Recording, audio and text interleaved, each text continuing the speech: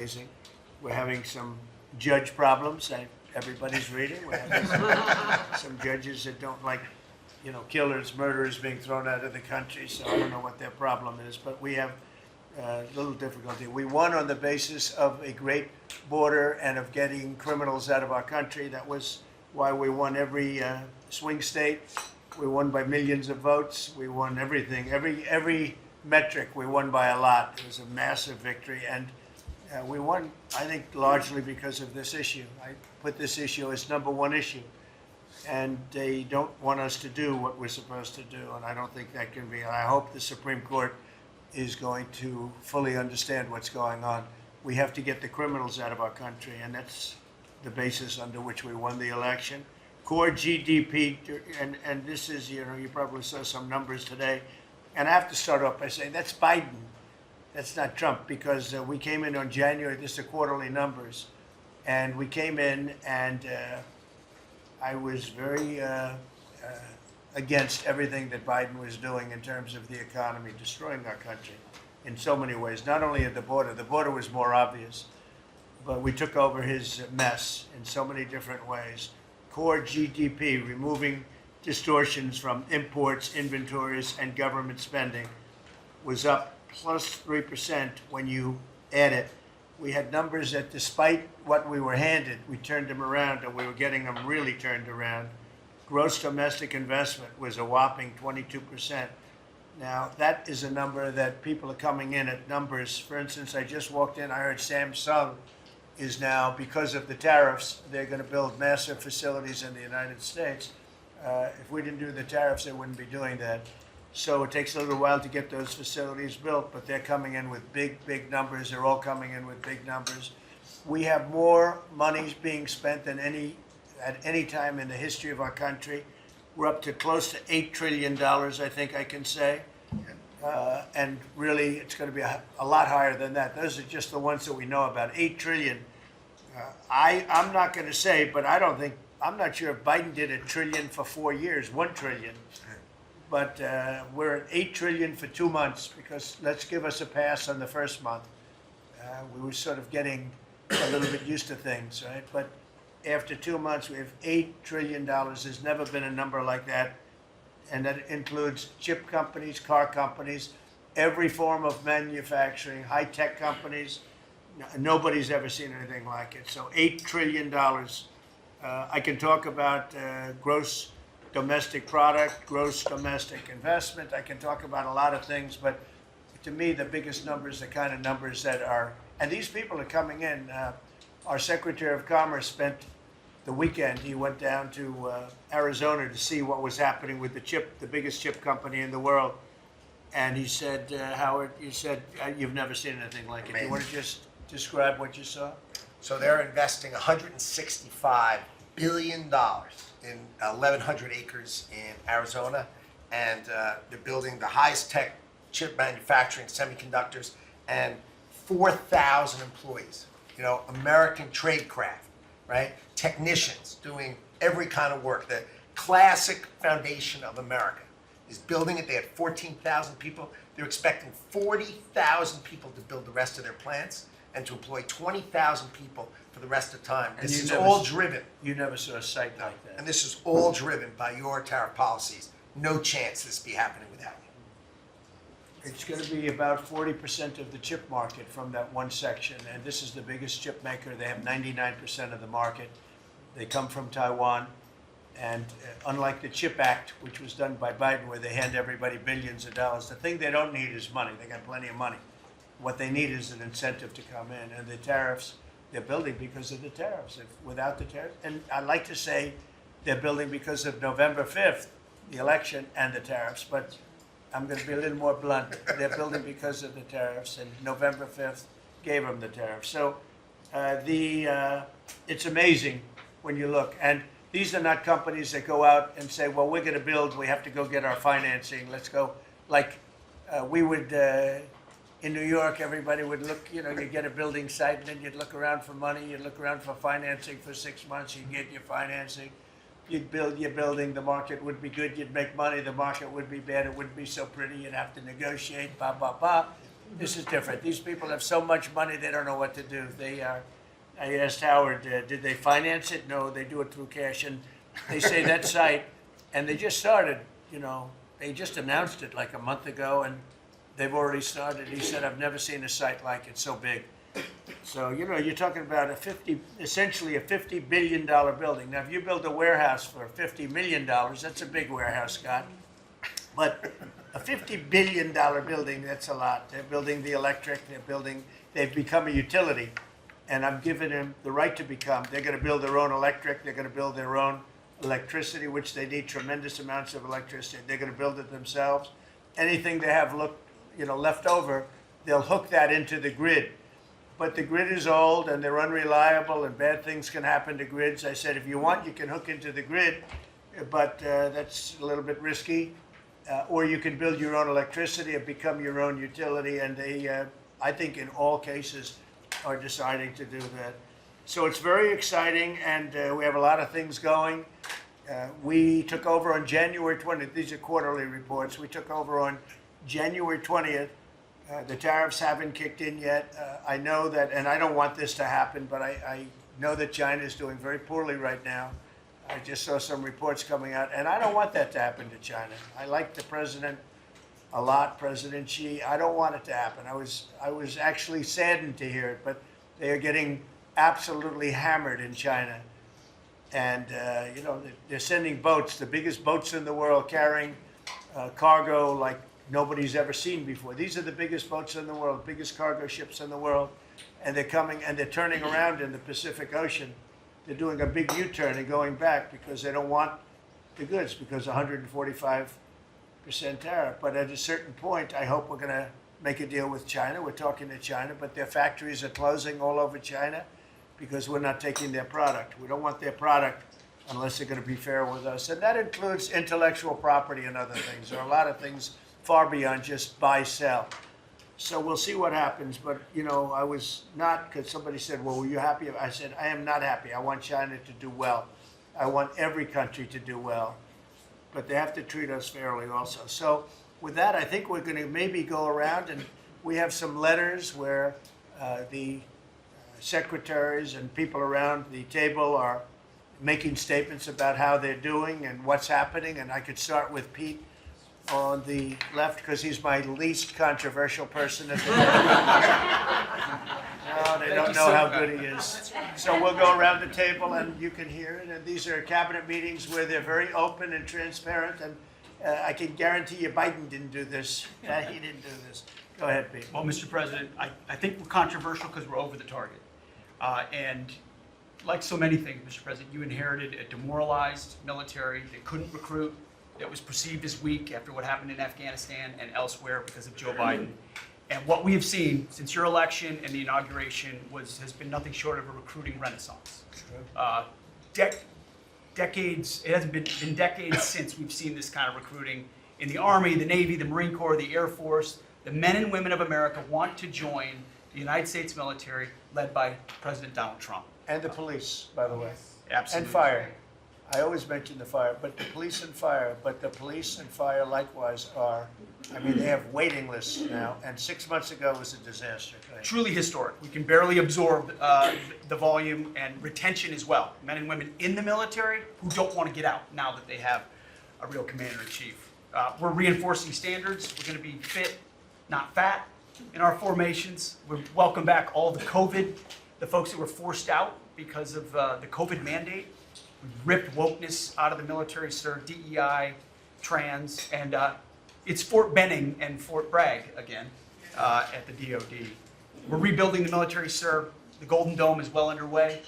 F-47, reassuring allies and deterring enemies. We found nearly $6 billion in DOGE savings that we're going to reinvest, including $50 billion from the Biden administration focused on things like climate that have nothing to do with lethality and warfighting.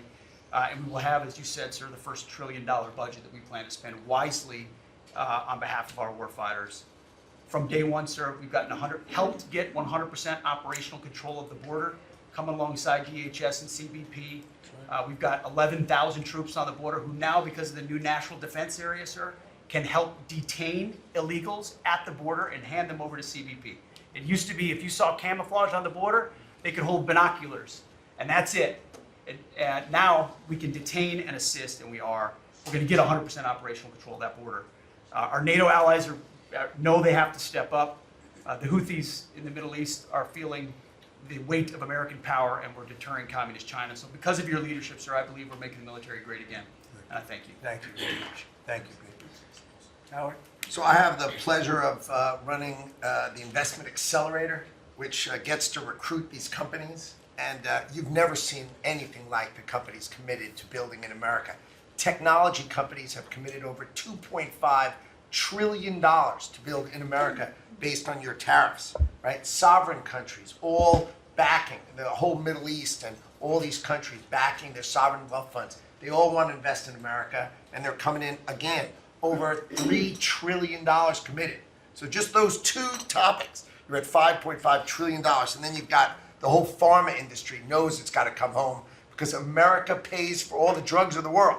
So the pharmaceuticals have to come home, right? Autos coming home, industrials coming home. So, we've got to train, and your great Secretary of Labor together and Secretary of Education together, we're going to train the workforce to build America. It's unbelievable. We've got so much, as I travel around, the attention on the Trump Gold Card. I mean, it makes me very popular. Last night, I was out to dinner, and someone came up and said, can I buy 10? And how do I buy 10? And I'm like, that's pretty good. It's $50 million for dinner. So, I was paying for my dinner. The External Revenue Service, right? You've got the tariffs and the hundreds and hundreds of billions of dollars coming in to build the External Revenue Service. That our objective, of course, is to replace the Internal Revenue Service and let those outside countries trading with us, let them pay their fair share to America. And then, of course, you got rid of de minimis. And what happened is these foreign countries were sending in little packages for free and knocking out our mom and pop businesses across America.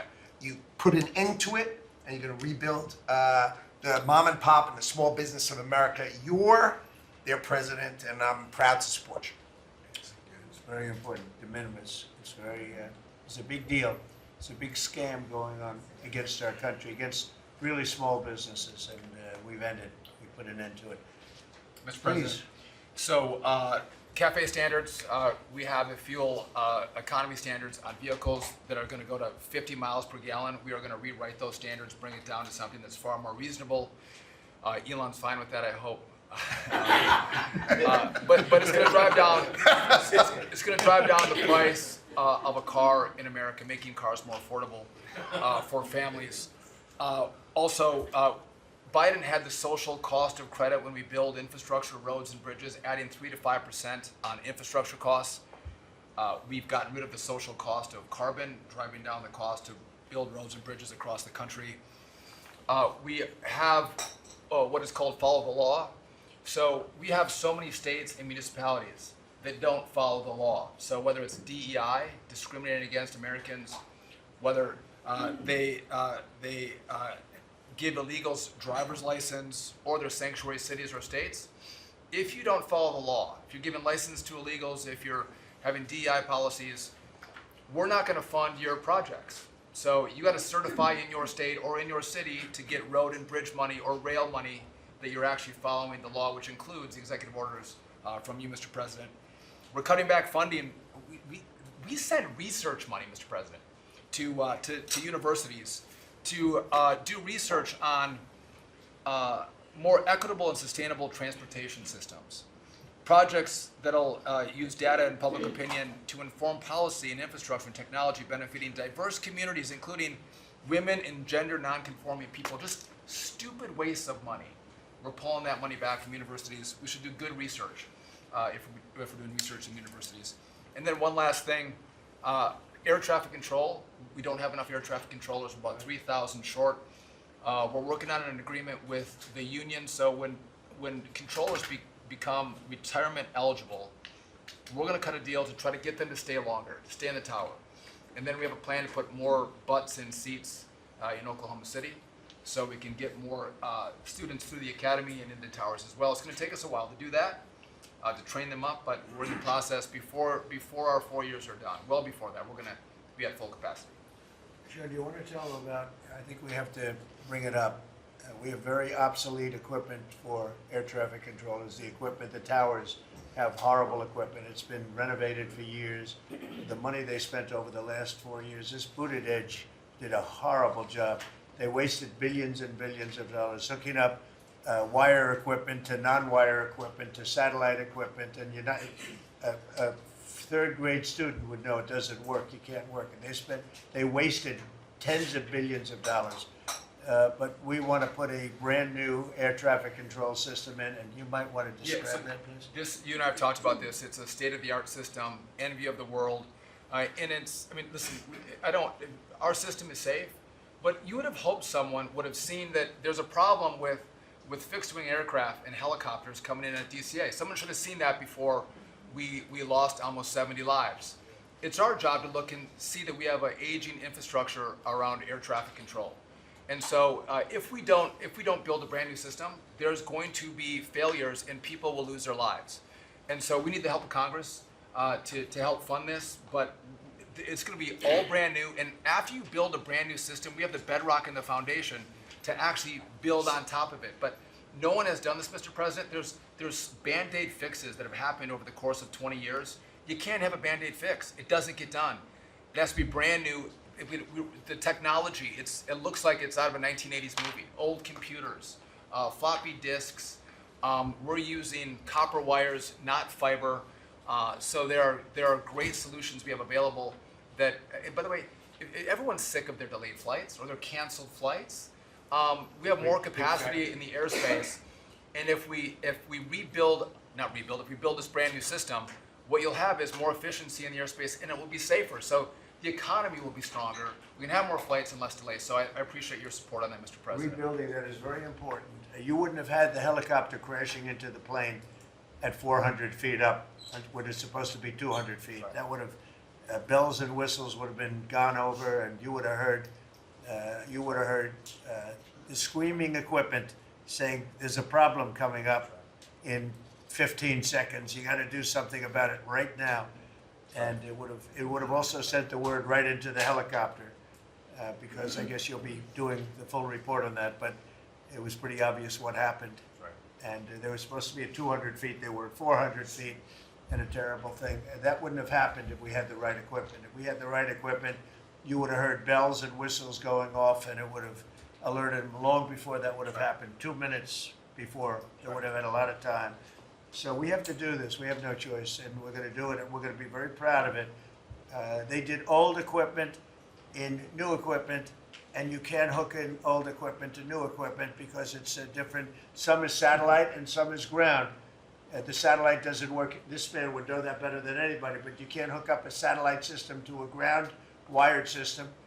And if you do, you're wasting a lot of money. They spent billions. This is Buttigieg.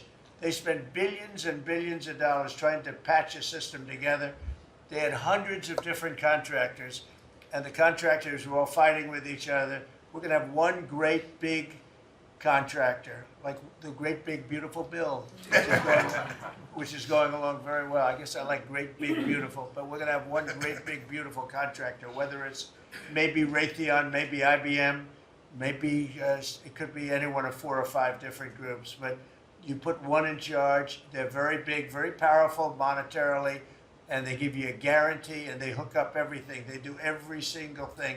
So they're responsible for the digging of the ditches and the fiber and every single element. And it's one system that's hooked in. It's not all these hodgepodge systems that don't work together. And it's just a shame.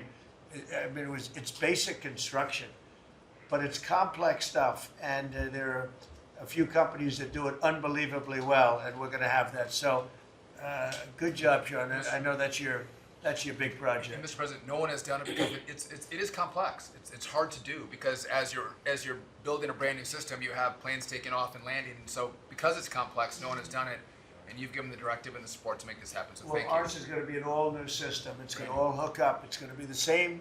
The same tower is going to have the same equipment. And all towers all over the country, all over the world actually, mostly, are going to be hooked in together. And when there's a problem, when planes are too close, you will hear a sound that's very ear-shattering. And I've heard it, and it's amazing.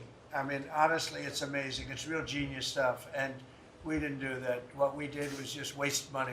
You could have just thrown it right out the window. What they did in this last 4 years was disgraceful. Whether it was the border or this, you can name 100 different things. The worst administration ever. Okay. Thank you, Mr. President. Thank you, Mr. President. Secretary. Thank you. Yeah, Mr. President, thank you. And I think one of the things that I want people to understand about the VA is we're part of the national security interests you have, and you've laid the groundwork for that with leadership and making sure that with the Secretary of Defense and myself, we take care of veterans on two ends, one when they come in and one when they served and they've earned the benefits that we have. And one of the things is if we're not doing our job on our end, then the recruitment and all goes down on the other end because we have a full spectrum. That's what leadership is about. What we found, speaking the last 4 years, is we found an administration that wanted to throw money and people at problems, but they didn't want to put leadership in. They just put money and people at it, and we saw wait times stay the same. We saw issues of suicide rates, death by suicide, not change. We saw a homelessness issue barely go down. We saw disability claims skyrocket when you took place, over 250,000 back dislodge, which we're already bringing down almost 40,000 so far just in the last couple of months. But we've also put back what you, and I was in Congress when this happened, and I was glad to see it. The Mission Act is back front and center at the VA. We're actually doing community care. We're actually giving the veteran the choice that they've earned and they've deserved, whether they can get their VA care inside our facilities or in the community. It's their choice. It's VA care. We're going to give them the highest quality care wherever they want to go. Also, we're expanding out options for treatments and others for those that are new. We're experimenting and looking at new counseling ideas, all new drug techniques that we can help with PTSD, TBI, the things that are affecting our veterans right now. But also, we've taken the leadership to take people and bring them back into work where they're actually communicating. They're back in our offices. We put thousands of people back in. We're processing more claims daily than we were in the last little bit, hit 1 million before has ever happened, and we're actually bringing it down. And I've actually taken our deputy secretary, and he is actually having a strike force now to bring down that disability claim, plus our regular work that we're having done. We've also taken almost $300+ million and taken it out of contracts that we've all heard about so far. We were doing contracts for meeting notes and PowerPoints, and if our folks didn't know how to do meeting notes and PowerPoints, go online and learn yourself. We're not going to pay for it anymore. And we took $360 million and put it back into community care and also our health records management system that we have. We've opened 6 new facilities just in the last little bit so all the media who wants to talk about how we're hurting healthcare, we just opened 6 new facilities. By the way, thank you, you're welcome. As we go from that we've continued. We've also took $11.6 billion in ceiling values of contracts and terminated that we did not need, resulting in significant cost avoidance for the future, but also still maintaining the ability to take care of our patients and also our disability benefits. We've also gotten unity again. We did away with $14 million in DEI spending. We've ended gender dysphoria treatments. We phased that out. All directed the savings from that go to paralyzed veterans and amputees. We've also continued to work toward, as you've, in anti-Semitism and also anti-Christian bias that we saw. The biggest thing, though, Mr. President, I want to state, is you told me when you said for me to take this job, you said take care of my veterans. Well, we've done something in taking that step forward. The veteran is back first at the VA. The VA is not about itself anymore. We're not a self-feeding animal. It's about a service organization that takes care of one of the best we have, and that's our veterans. And that one, Mr. President, we're just getting started. Thank you, Doug. How are you doing with the suicide rates? We're getting, it's tough, Mr. President. That's something that we're looking at. This is something that we've had $588 million has been spent over the last 4 or 5 years to be prevention, and yet the numbers stayed at 17 or 21, wherever you're going to have it. We're now opening that back up, taking in nonprofits. We're bringing in others who have things that are actually looking at. I've worked with Secretary Kennedy and others on the idea of we're opening up the possibility of psychedelic treatment and others that give us an opportunity. We got to research it, make sure it's good, but it's opening up that possibility. And I think, again, veterans are understanding now that we're putting them first. When I go to these hospitals, they're actually coming up saying thanks. We're back in where we need to be, and we're seeing a workforce development. So suicide is going to come down. It's also going to take some transition stuff that your Secretary of Defense has been very helpful on. We've got to transfer them out of the military so they come to us better, but we're working on that. Thank you. Jameson? Mr. President, it may come as a surprise, but this has been the busiest 100 days in the history of the office. In history. In You know, this is the biggest deal ever done. If you sold IBM, ExxonMobil, and 5 other companies together, it's peanuts compared to what we're doing. This is the biggest deal ever done financially in the history of the world. And I think we're doing great. You're going to see some big results. Go ahead. And I'll just say something that Secretary Duffy said in his context, because it's complex, no one has done it. So this is something, a reordering of global trade that hasn't happened since the end of World War II. And it's long overdue because we've seen manufacturing offshore under the old global trading system. When the net result of the global trading system is that all the manufacturing goes to Asia and other places, that's a system you have to replace, and that's what you're doing. They said you wouldn't be able to do global tariffs. We did it. They said everyone would retaliate. No one retaliated outside of China. They said no one would come to negotiate. We're talking to dozens of countries. They said no one would have offers. We have dozens of written offers. We have lots of countries in this week. This is like a break for me to come. And not sure. With all the countries that want to negotiate, they all want to negotiate. They want to make a deal. Don't zoom in on this. Yeah, this is like a tracker, right? We have all these columns of which countries have come in, when we started negotiations, who gave us an offer, are we in technical talks, and when do we expect to have deals done? Those are some weeks out, but we're working very quickly on this. Thanks to you. Thank you, Jameson. You're going to have a lot of fun for the next 3 weeks. Michael, you have anything? Mr. President, the last 4 years, the world experienced a total lack of zero leadership under Biden, and then we've had 100 days of your leadership with respect, with strength, starting with there'll be all hell to pay if you don't let our people go. Dozens, over 40 Americans have come home under your leadership. Far more terrorists are no longer threatening the homeland under your leadership, pulling all of these agencies together, including the evil individual responsible for the Abbey Gate bombing, and to sit with the 13 Gold Star families, and you showing that follow-up and that justice has been incredible. But pulling this great team together, Mr. President, everything from revitalizing shipyards to cyber to space, that takes this entire team working together. It's an honor to serve you in this administration, and I think the world is far better, far safer for it. Thank you very much. The Abbey Gate is really important. This was a horrible thing that destroyed the image, frankly, of the Biden administration. What happened there was a disgrace. It should have never happened, and Pam is working very much on prosecuting that person. We have the person, and he'll do well. I have no doubt about it. Thank you very much, Michael. So the CIA, I don't know, Ratcliffe, I don't know if he's going to say anything.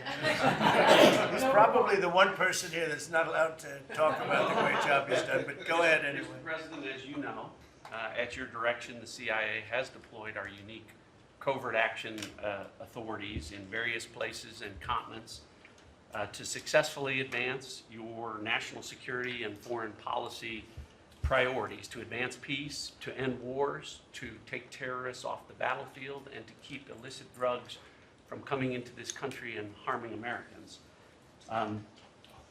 Unfortunately, as much as I would love to detail your accomplishments in that regard, we can't do so in front of this crowd.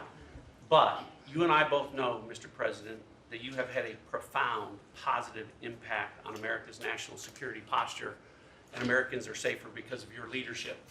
What I can talk about publicly is, as has been mentioned, the CIA provided the intelligence that led to the apprehension of the Abbey Gate bomber, who is now being prosecuted by our great Attorney General and providing a measure of justice to those 13 families that suffered as a result of that disastrous Afghanistan withdrawal during the last administration. In addition, at your direction, Mr. President, the CIA has negotiated and secured the release of Americans like Mark Fogel and Ksenia Karolina, who have been wrongfully detained, sending the message that you will forget about no Americans that are being held in other places unfairly and unjustly. And finally, Mr. President, the CIA is being restructured at your direction to focus on our core mission and to eliminate the well-documented politicization that has taken place in the intelligence community from bad actors in the past, to focus on our core mission and to make America safe again. Thank you for the opportunity, Mr. President. Good job. You're doing a great job. Thank you very much. Russell? We're obviously involved in a number of budget bills that are moving, trying to make sure all of your priorities are reflected in the reconciliation. working on our upcoming budget. Wonderful job by the entire cabinet on that front. Details soon on that front. Sending up rescissions bills to Congress for things that Elon has found. But the regulatory aspect is something we don't talk about enough. And right now you've given us a goal of 10 for 1. We are working right now with all of the agencies to rack up how big of a deregulatory agenda that we can have. When you came into office, you basically stopped $200 billion in costs to American families just by stopping the Biden regulatory agenda. That's about $2,000 per family. We think when we're going to hit these 10 for 1 goals that we could be in the neighborhood of about $900 billion in savings to American families that would be substantially bigger than that $2,000 number. And the point that I would make, in addition to just savings cheaper to the American people, there's an aspect of wisdom when you're enforcing these rules that comes into play. And I'm your regulator for the Consumer Financial Protection Bureau, and we found this small mortgage lender in Chicago. His name is Barry Sterner. He had a firm called Townstone, and CFPB had gone after him because he complained about crime in Chicago, literally the same thing that the Democrat mayor had talked about, and they came after him for 7 years on a redlining disparate impact claim and ruined his life. We overturned that. We apologized on your behalf to that individual, and we basically, without having to go through notice and comment, we ended the policy that set that in motion. And so that's happening across these agencies with how they are using their enforcement discretion, and it will only continue based on the stonewall of backing that you've given us to make these hard calls. I don't think they're actually that hard, but no one's done it to this point, and we were able to go forward and do that because of the backing that you've given us. So maybe the biggest thing we're working on, maybe bigger than tariffs in a certain sense, is we call it the One Big Beautiful Bill. And that's wielding its way right now through the Senate. And John Thune has been actually amazing. And the Speaker has been so great, Congress. Mike Johnson has been really two guys that they get along great, and it's just been a beautiful, unified attack, really, because we have to attack because the Democrats are trying to stop it at every turn. It would mean a 58% tax hike if they were successful, and lots of other bad things beyond the tax hike. But with us, it'll be the biggest tax cut in American history. How are we doing with the bill? We're doing great. We're day in, day out, hour by hour negotiations to make sure your stuff is in there, and to make sure we have the border resources, the defense resources, and to save the American people some tax money and make sure all those tax cuts that you ran on are in there that help get people back into the workforce. And I think we're making a ton of progress. I think we're doing well. Like I said, the biggest tax cut in the history of our country. And it would be the biggest tax increase if the Democrats are successful. They're the only people I've ever seen running for office where they want to increase taxes, but this would be a 58, maybe a 60% tax increase, unsustainable for the American people. Thank you very much, great job. Susie, the most powerful woman in the world. I agree with that. I agree. I'll be brief so you can hear from these amazing people. Congratulations to everyone on 100 days. That's been it's unparalleled in my memory and best I can tell ever. But it hasn't been busy for busy's sake. The president's promises made to the American people have been kept time and time and time again. You all have been out there spreading the word with community groups and states and media. It hasn't gone unnoticed, and let's work hard to the next 100 and have equally as much success then. Thank you. And you're doing a great job, Susie. I think everybody agrees.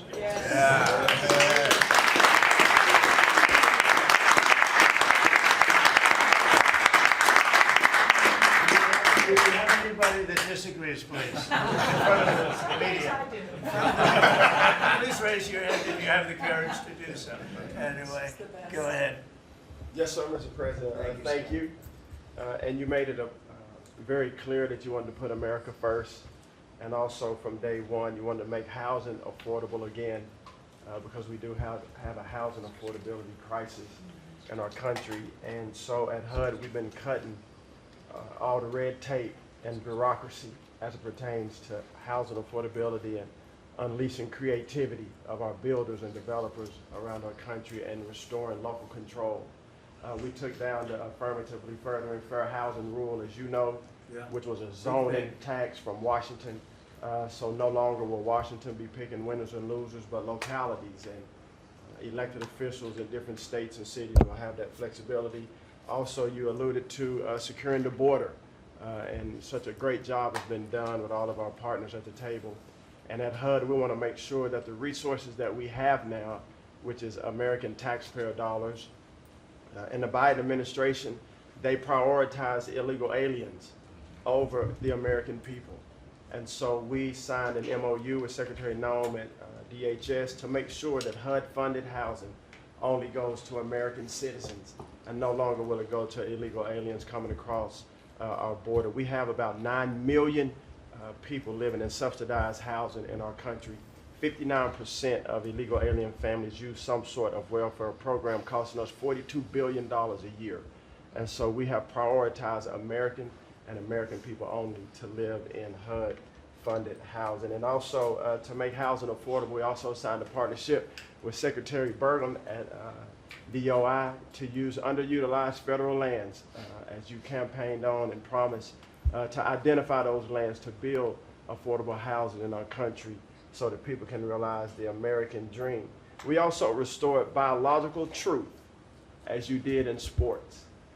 We have the equal access rule at HUD, which we took that rule down to ensure that at women shelters, that those that enter those shelters would be of the same sex, and that we would protect the ladies of our country. No longer will those that identify as women but are not women be able to enter our shelter, so that we can protect the ladies that we serve. Along with our DOGE task force, we identified over $2 billion in savings. At HUD, $260 million at HUD were just in contracts, $4 million were DEI. And so we took those contracts down and de-obligated and sent back $1.9 billion back to the Treasury for the American people. Again, we want to be good stewards over the American taxpayer dollars. And so, Mr. President, thank you for your leadership in this. And we have a tremendous team at HUD, and I'm so grateful to be part of this team around this table to take care of the American people. And I consider it a great honor and humble to do so. Good job. Yes, sir. Thanks. Yes, sir. Appreciate it. Look. Well, I'm not sure if anyone's heard, but the price of eggs is down. I know it's news. I know it's news. Listen, sir, today on, as we celebrate the 100th day, I think that it's just such a joy and an honor to continue to do this work, so thank you for that. We have been obviously very focused on the cost of groceries, specifically eggs led the way, as you have so eloquently discussed over the last few months, and we're holding tight on a very significant decrease, which is great, and investing where we need to there. As I mentioned before the press came in, we have had a massive issue with Mexico on water, getting water to our farmers along the border for decades. When I worked in Texas 25 years ago, we were fighting with the Mexican government over the water then. You got involved about 2 weeks ago. That evening I started conversations, and as of just a few days ago, thanks to Secretary Rubio's great deputy secretary and I have been negotiating, and we hit the best deal, I believe, in history on behalf of our farmers, and thanks to your leadership and your strength on that. And that's a really big deal long term for those farmers in the southern part of the country. On the energy side, I know we've got Secretary Burgum and his partner Secretary Wright, but we often forget that agriculture has a major piece of the energy dominance agenda, not just timber, not just minerals, but biofuels. So we continue to support that great leadership coming from those agencies and doing hopefully our part as well, and they've been incredible in that.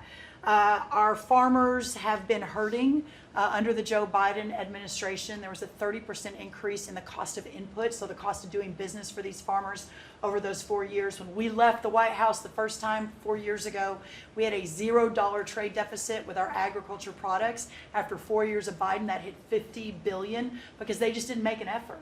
And so obviously that's $50 billion less dollars at a time of very thin profitability for our agriculture community. So the Congress passed because the last administration didn't get a farm bill done either, the farmers were hurting there. So Congress stepped in. I say all that and basically said $10 billion to move out.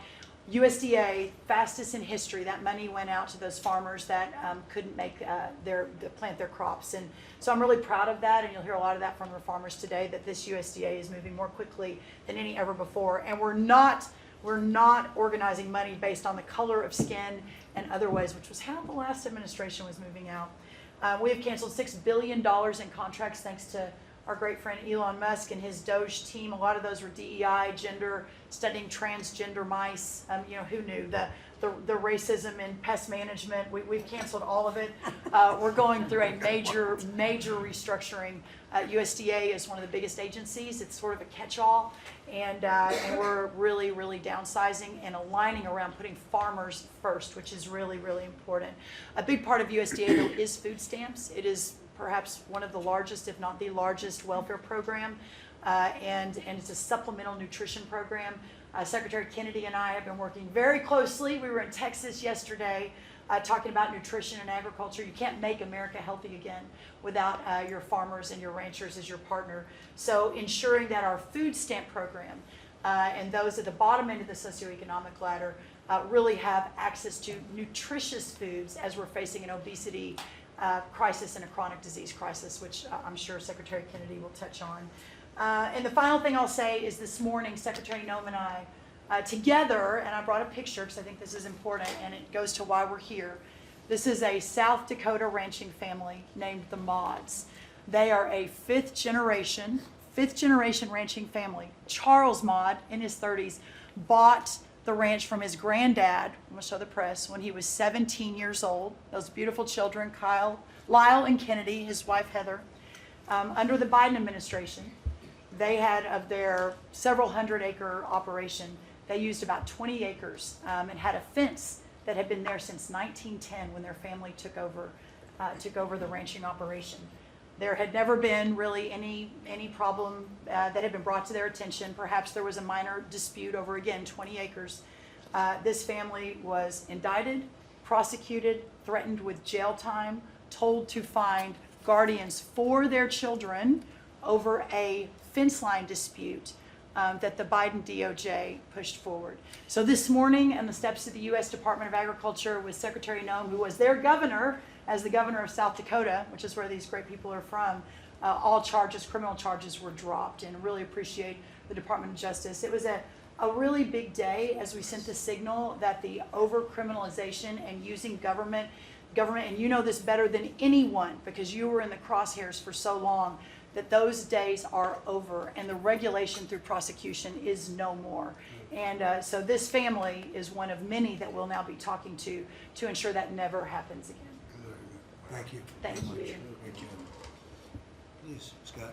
Sir, it's been a momentous 100 days with you at the helm, and I view this 100 days as setting the table for peace deals, trade deals, tax deals. So the next 100 days will be harvesting. You've created negotiating leverage and leadership that are going to yield remarkable results. Energy costs have plummeted. Mortgage rates are down, food costs are moving lower, and American families are finding their financial footing again. I had a group in today. America, under your leadership, is on the verge of becoming an AI superpower, that our economy had become barbelled. We had high tech and finance on one side, natural resources led by energy, which the previous administration tried to kill on the other, and you're filling in between with precision manufacturing that we're going to be bringing back through good trade policies, good tax policies. Under the Doge at Treasury and the IRS, cost, tech support, and efficiency have increased. We have the IRS revenues are up, and thanks to the young man sent over by Doge, the IT update that began in 1990, which was begun before he was born, is going to be finished during your term. So trade, you couldn't make it up. Trade, taxes, and deregulation, the one big beautiful bill under your leadership. Speaker Johnson and Leader Thune have done a great job, but they have you as a closer on many of their members. And I'll just close by saying economic security is national security is economic security, and it's never been better. We're rebuilding it, and as I said last week at the IMF and World Bank conferences, America first does not mean America alone. Under President Trump, it means leadership. Man, well said. Thank you. Are you busy enough? He's doing a great job. Thank you very much. Mr. President, thank you, and thanks to the cabinet. So, at the risk of insulting everybody else at the table, I believe that I am the youngest member sitting at the table. And, it occurred to me that from the time that I was born to the time that Donald J. Trump was inaugurated just a few months ago, we went from, again, 40 years, we went from the world's manufacturing superpower to one in which we depend on the People's Republic of China to make the things that we need. We went from the proudest military in the world to one in which we failed to meet our recruiting goals. And we went from one in which bipartisan border policy was the consensus of both Democrats and Republicans to one in which we allowed 20 million people to run roughshod illegally over the countryside, causing crime, causing a stress in the welfare system. And again, that happened over the lifetime of the youngest member of the cabinet. And what has happened in 100 days is that we've started to reverse every single one of those negative trends. And I think what it shows to me is that the president, and you sit in the Oval Office and you see these portraits of presidents past, and let's be honest, most of them have been placeholders. They've been people who have allowed their staff to sign executive orders with an auto pen instead of men of action. And the reason the media attacks this administration as chaotic is because the president is solving the problems the American people set about to solve. He's actually doing the things that he promised that he would do. And Mr. President, it's been an honor to be part of it for the past 100 days. And let me just make one other observation because it's interesting. I've seen the data, I've monitored it, I've looked at it, but the most underreported fact of the first 100 days is that we came in with a massive recruitment shortfall. And in 100 days of Secretary Hegseth and President Trump's leadership, we now have people breaking down the doors to join our military. To the media assembled here, it's a really interesting question. Why has that happened? Completely aside from the fact that I think it's a good thing or I think that President Trump deserves political credit for it, why did we go from a military where people didn't want to serve to now all of a sudden they do want to serve? That's a story you guys should cover, but compared to that, how much time have you instead focused on the fact that we deported an MS-13 gang member with a valid deportation order, and why is it that the press is so focused on the fake BS rather than what's really going on in the country? I think that what we've shown, sir, is that you can do a lot. You can do a lot in 100 days, but you've also unfortunately revealed that too much of the American media hasn't learned the lessons of the past 40 years. Thank you, sir. Thank you. Thank you. Pam? President, your first 100 days has far exceeded that of any other presidency in this country, ever, ever. Never seen anything like it. Thank you. Your directive to me was very simple: make America safe. And despite that, we've still been defending over 200 civil lawsuits filed against you. On top of everything else, I think I'm representing every one of you in this room in some capacity. And no, you will not be arrested by the U.S. Marshals.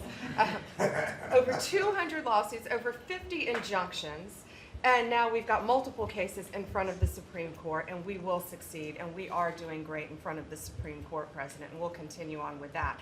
I was at DEA yesterday, and they said to me, you, Donald Trump, have taken the handcuffs off of DEA agents. And as a result of, since you have been in office, President Trump, your DOJ agencies have seized more than 22 million fentanyl pills, 3,400 kilos of fentanyl since you've been your last 100 days, which saved, are you ready for this, media? 258 million lives.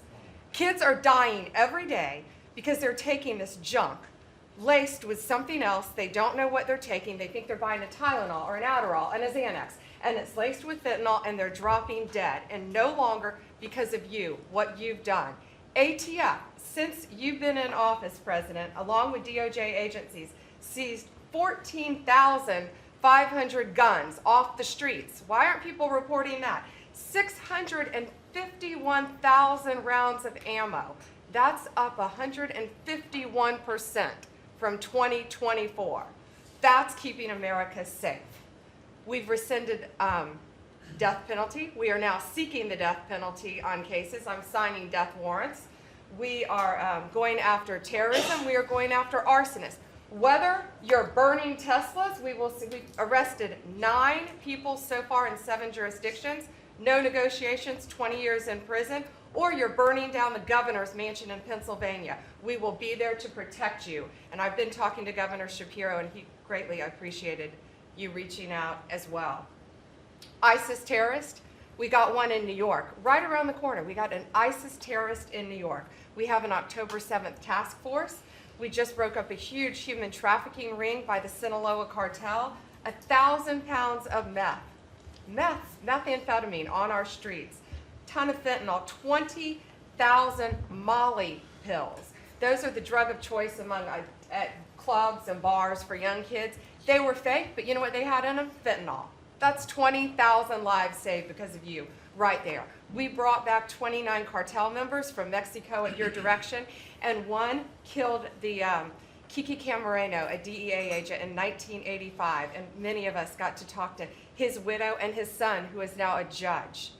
And they started crying. They have tried to get that guy back forever, and thanks to so many of you in this room working together, they have justice. They were crying on the phone because of what you did, President Trump. Thank you. We're going after anti-Semitism. We're unleashing everything you told us. No more DEI, no more weaponization. We have rescinded, as I said, 200 policies. And I could go on all day long, but we are doing everything in our power to keep America safe at your direction. Thank you. Thank you, President. You're really doing a great job. Thank you very much. Okay, let's go. Nice to see you, Mr. President. Well, first of all, I think what you've heard amongst this team is the leadership, because it's given us the latitude really to collaborate amongst each other, not only in this room, as Jameson mentioned, we kind of get a break for a couple of hours here, but we stay in contact actually every other day that we're working for you. And I think what that says is, I was speaking to, for instance, the Farm Bureau of Texas yesterday. I'm not the Ag Secretary, but it matters to the workforce. I'm working with the other secretaries, Letnick and McMahon, on education and the workforce investments that you've asked me to do. Because as you've come in and negotiated these great repatriation of these companies and the investments, we're going to need that workforce to build back this economy. And I couldn't see that more as I've kicked off my 50-state tour. We've been in 5 states so far. We'll finish all 50 states by the end of the year. And what we're talking to is the American workforce and these companies about what the market demand is. That's the difference, that we finally have made that connection. What do they need? How quick do they need it? And how fast can I get these either apprenticeships toward that million that we've put that lofty goal? We've already added 80,000 new apprenticeships already just since January. So at the Department of Labor, that tour is kicked off, and I couldn't be more honored to be on the ground and see my colleagues that we're passing in the skies, but we're on the ground together because we're all collaborating together. One of the things that we're talking about, illegal immigration, I have put states on notice. I warned all 50 governors that if they continue to reward illegal immigration by treating unemployment benefits as a handout, they're going to lose their federal funding as well. We can no longer continue to give unemployment insurance to illegal immigrants, and so I've let those governors, and I sent out that letter last week. We also eliminated discriminatory DEI offices within the department, specifically the Office of Federal Contract Compliance Programs. Most of our federal contracts were really just a focus on DEI enforcement. We were really punishing a lot of these companies. If they weren't complying, they weren't going to have a federal contract. We've let go of that program completely. $4.4 billion in unspent COVID funds came back to the Treasury from the CARES Act. Billions were collecting thus in these coffers, in the state coffers. We've asked for that money back to return to the Department of Treasury. We saved $250 million by canceling America Last, is what I call it, foreign handouts, including funding for things like transparency and accountability for Uzbekistan cotton industry. it doesn't make sense that we're funding, these foreign, and thank you to DOGE and to the government efficiency of what we have found with the fraud that we're seeing. I mean, some of these things are so ridiculous, you can't believe it. No, I write them down and I Because read them Peggy's more talking than once, I'm like, this can't be cotton true. Yeah, it doesn't It make sounds like sense. a comedy sketch. That's right. And so again, with the executive order, preparing Americans for high-paying, skilled trade jobs of the future, that's our goal. The trades is where we're being focused, but all companies, and we want to make sure we're on hand for that. And, what I want to say is thank you to government efficiency, because you asked us, when this transitions out, will our departments and our agencies continue that government efficiency? And I think that we surpassed that in the Department of Labor.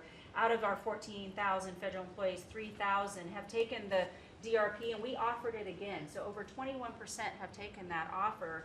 And we'll keep our critical workforce, MSHA, OSHA, and wage and hour, and make sure our workers stay safe. So with your leadership, Mr. President, I couldn't be more honored to serve. I know we were probably the last to know each other, but we're getting to know each other well. And the team that you have assembled is really an honor to serve with. So thank you, Mr. President. You're doing great. Thank you very much. Chris, please. Mr. President, you ran on unleashing American energy, and 100 days have shown the tremendous impacts that can arise from the unleashing you have enabled. I'll hit a few highlights. Number one, oil, gasoline, and diesel prices are the lowest they've been in years. How does that happen in 100 days? That's a messaging. Your message that we're pro-energy. We're not against energy, we're for it.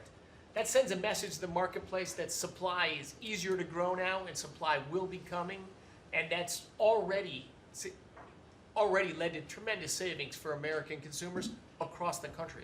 And we need not only more affordable energy, but we need a lot more energy. One highlight I think a couple of us have touched on is AI. This is a new emerging critical industry that's very energy intensive.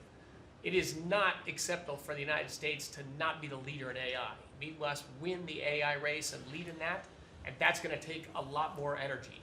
If you had not won election, we would not have won the AI race. Full stop. Energy would not have been there to enable us to win. Reshoring of manufacturing.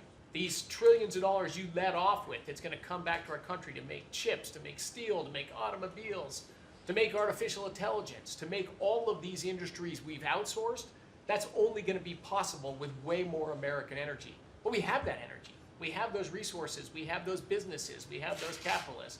We just need to stop standing in the way of them and follow the lead you've set, which is to enable them, not to subsidize them, not to help them, to enable them to invest American money and create American jobs here. Regarding our balance of trade, the second largest export of the United States is liquefied natural gas. Second fastest. In the next few years, it'll be our largest export in our country. But yet, 18 months ago, the Biden administration had said, we're going to stop issuing permits for new LNG export terminals. That's just nuts. That's a great competitive advantage we have, huge balance of trade driver, a huge industry just coiled and ready to go. I just came back from Poland last night.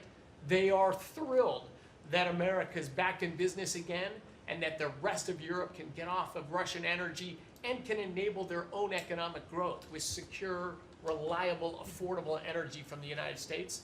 Also witnessed the signing ceremony for a deal between two large American businesses to build a huge nuclear power plant in northeastern Poland. The first of this design built in Europe. It'll be the first of many. I spoke with many other nations over there. They want to buy more American gas. They want to get American technology.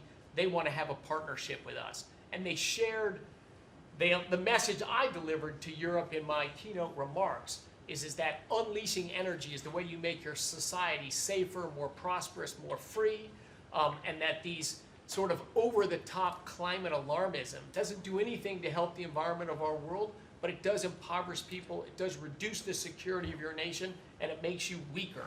I think that's a constant message many of us around this table have brought to Europe. We want our friends in Europe standing up again and leaning in. A lot great is happening under your leadership. We're unleashing consumer products that Americans wanted to buy that Biden was making illegal. I'll be in Georgia on Friday at Renai's manufacturing plant. Tankless natural gas water heaters. Incredibly popular product. They almost became illegal. The return of common sense is incredibly welcome across this country, across the world. And back to Elon, that extra thing, we're going to deliver all of this with less people, less money, less burden on the U.S. taxpayers. Not smaller departments and smaller services, better, more thoughtful services done more efficiently and smarter. The way you'd have to run a business. We've got to get our fiscal house in order, and you and the people around this table are making it happen. Thank you, Mr. President. I'm honored to be here. Great job. Thank you very much. Please. Yes, Mr. President, you are 100% correct. The border is 99.99% safe, under control. You have completely reversed the entire situation. In fact, the day before yesterday, I was down in El Paso, and those Border Patrol agents are so impacted by how you have changed things in a year. They have put up huge pictures that say, under the Biden administration, the mobs of people that were pushing through razor wire and trampling children, and the chaos and the violence that was happening at that same location, they have a picture there that says, this is what the Biden administration looks like, and this is what the Trump administration looks like. It's peaceful. People who do business between Mexico and America are coming through. They're doing it legally. They're following the law, and it's all because of what you've done and what you've empowered them to do. The recruitment for Border Patrol is through the roof. For ICE agents, they want to be a part of ICE because they recognize they actually get to do their jobs. I have the Coast Guard too. Coast Guard recruitment is up over 20% just in the last 60 days. Everybody wants to be a part of what the heritage is of this country. We've repositioned the entire Coast Guard fleet to focus on border and drug interdiction. As we've secured the border, the cartels have gone to the water and are going out in maritime waters to move their drugs into this country. The Coast Guard just in the last 2 months has taken into custody over 126 tons of cocaine, millions of doses of fentanyl. It's just amazing, and the aliens that they are deporting is incredible too. We've been working with all of them. The one thing that I want to point out is the fake news has been saying that Biden deported more people than you, and it's an absolute lie.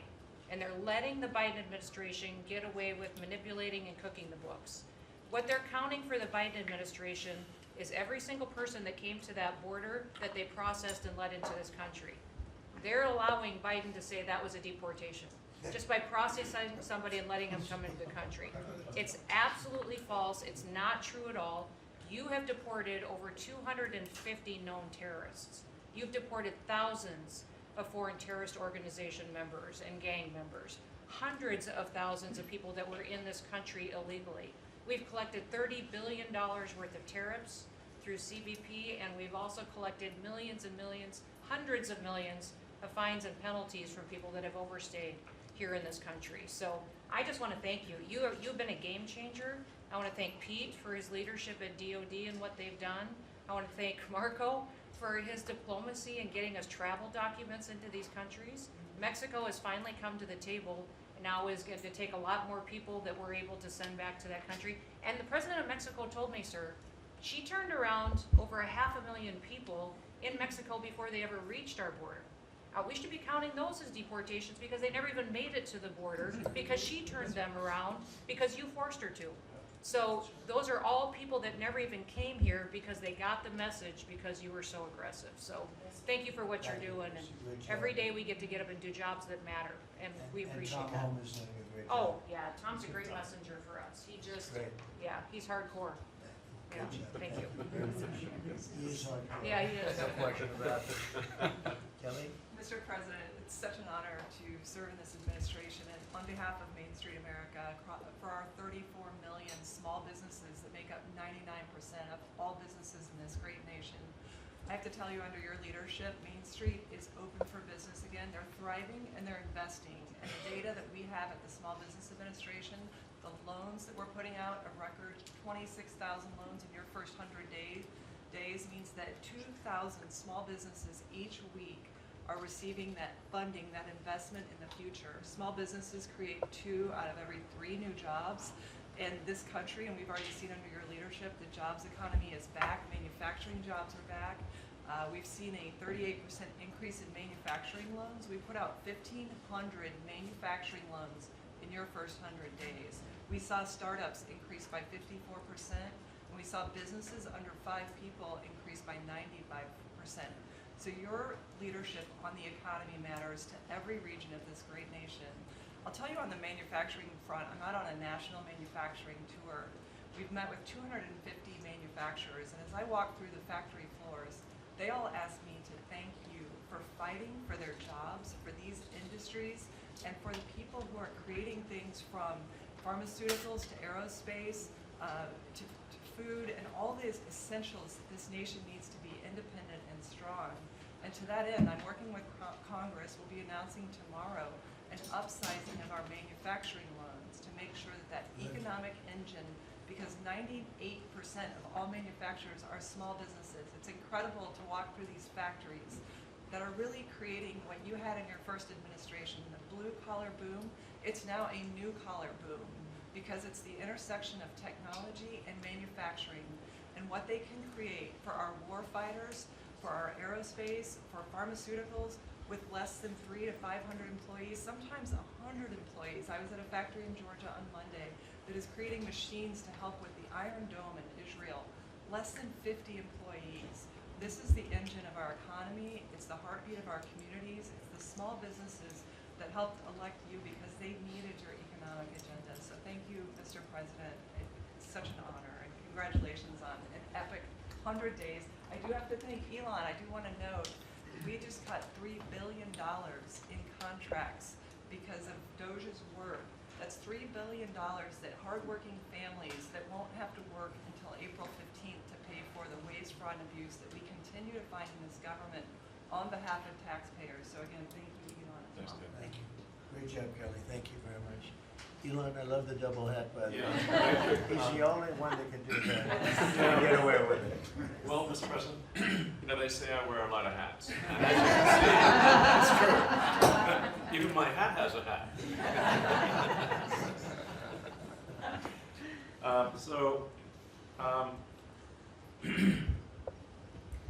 You know, the American people voted for secure borders, safe cities, and sensible spending. And that's what they've gotten. A tremendous amount has been accomplished in the first 100 days. As everyone has said, it's more than has been accomplished in any administration before, ever, period. This portends very well for what will happen for the rest of the administration. I think this could be the greatest administration since the founding of the country. Well, we all want to thank you for your help, too. You know, you really have sacrificed a lot. Been treated very unfairly. Well, they do like to burn my cars, which is not great. You know, it could be better. But you have been treated unfairly, but the vast majority of people in this country really respect and appreciate you, and this whole room can say that very strongly. You've really been a tremendous help. You opened up a lot of eyes as to what could be done, and we just want to thank you very much. And you know, you're invited to stay as long as you want. At some point, I guess he wants to get back home to his cars and his.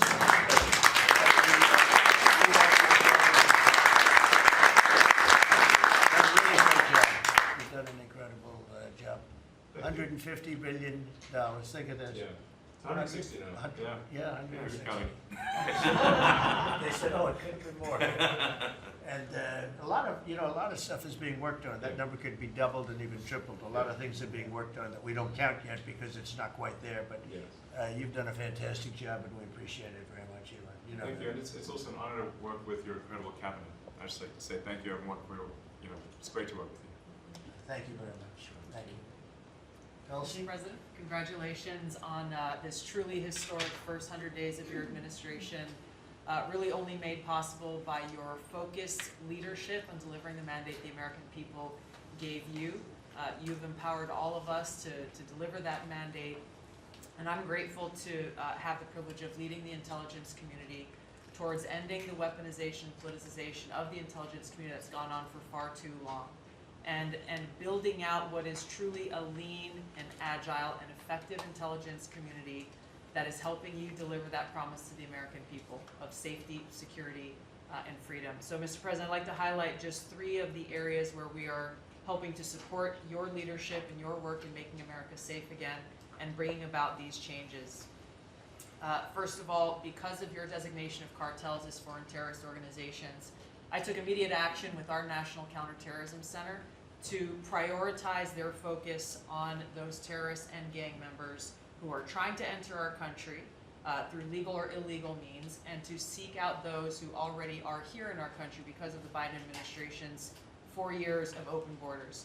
We've been working very closely with your great Attorney General's team at the DEA to get these known cartels into our systems, to be able to stop them at the border, and turning over names to Department of Homeland Security and the FBI to be able to find those who are already here in our country.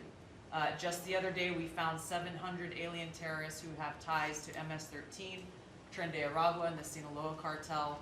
Just yesterday, our NCTC identified almost 600 individuals with ties to other terrorists who came through our borders illegally, claimed asylum, and under the Biden administration were paroled here within our borders. Secondly, Mr. President, like too many organizations in the federal government, the ODNI has become very bloated with too much waste and abuse going on within the organization. We've done a few immediate steps. We are doing more. The ODNI is 25% smaller and more lean today than it was when I walked in the door and when you took office. Secondly, we have just this morning actually shut down a human capital office. As soon as you issued the executive order to stop all DEI activities, we did that, shut down the DEI office. We discovered this human capital office that was essentially a slush fund for DEI initiatives, hidden under the guise of human capital, that closed down this morning, saving taxpayers $150 million.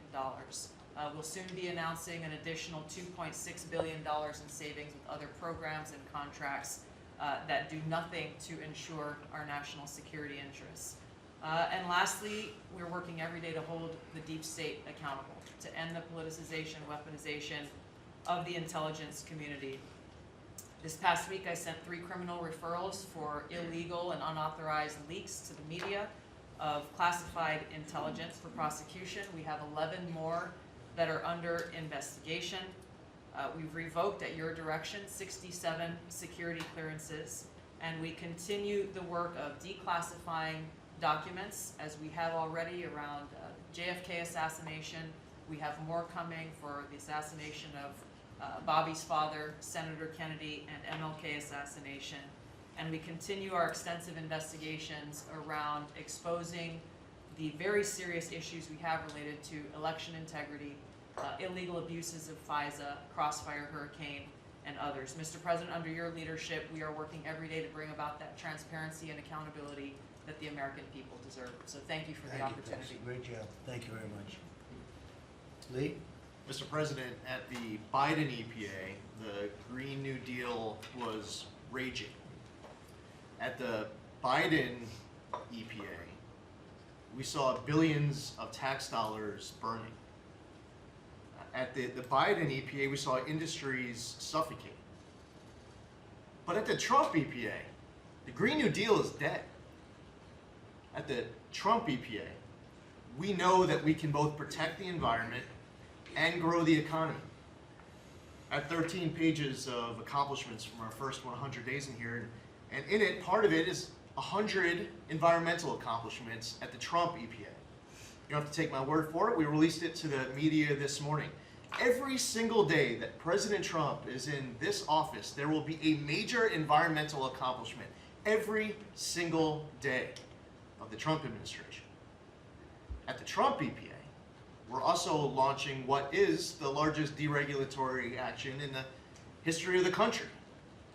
We're going to be giving our director of the OMB a whole lot of work because we inherited a big mess from the Biden EPA.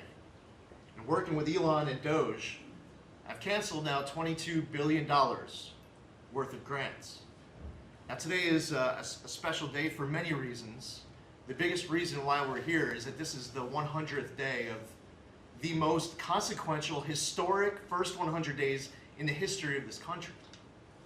Today, while we're here, the House of Representatives is voting on Congressional Review Act bills, considering the EPA waivers that were given to California's tailpipe emissions, where California set their own standards. But there should be one national standard, and right now Congress on the House side is going to be voting on that today. On a personal note, while this is a bit outside of the EPA jurisdiction, today is my last day serving in the United States Army. And I first signed up towards the end of the 90s. And I've had a chance to see a lot of national security teams over the course of the last 27 years. There has never been a national security team ever assembled that had the backs of our warriors like this national security team right now. And we have never had a president so deeply committed towards ending foreign wars instead of starting new ones. There's a reason, Mr. Vice President, why everyone is racing to join our Department of Defense. We have a Secretary of Defense who, with all due respect to our great president, would probably rather be swimming with Navy SEALs right now, be running somewhere in the Middle East with our service members. And from our Secretary of Defense to our Secretary of State, our Vice President, and more. I just want to say thank you as a veteran of our military for assembling what is the greatest national security team that I have ever seen in my 27 years associated with the United States Army. Has Pete signed off on this retirement leave? Is that? Welcome to the VA.